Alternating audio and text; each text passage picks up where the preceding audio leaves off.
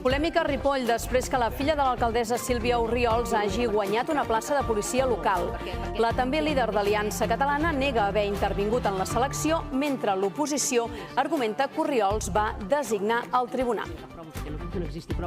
Sílvia Orriols ha generat polèmica aquests dies a Ripoll perquè s'ha contractat la seva filla com a policia local. L'alcaldessa assegura que ella no ha participat en el procés de selecció, més enllà de convocar la plaça, i que la jove és qui va obtenir més puntuació en les proves.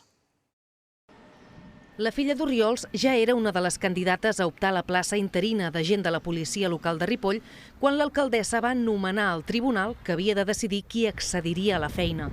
La llei estipula que en cas de tenir una relació propera o de parentesc, el responsable polític s'ha d'apartar, i això és el que va demanar Junts al ple municipal. El que sí que li demanaríem per evitar uns possibles conflictes d'interessos és que delegui aquesta responsabilitat amb un altre regidor del seu equip. Orriols mare es va defensar dient que no ha col·locat, ningú ha dit, i que no pot impedir que la seva filla opti a una plaça pública.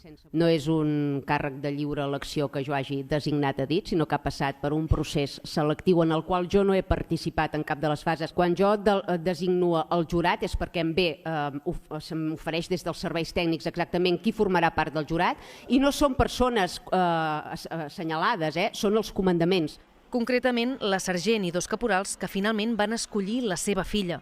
La qüestió continua aixecant polseguera i la líder d'Aliança Catalana avui ha donat explicacions en una atenció als mitjans que no ha acceptat preguntes dels periodistes. No hi ha hagut cap tipus de tracte de favor ni interferència. El que els interessa és fer córrer rumors assenyalant la meva filla i intentant arreplegar vots a la desesperada. Qui tingui el menor dubte sobre el procés, que l'impugni, i si no, que calli. El regidor de Junts compareixerà a la tarda per valorar la polèmica.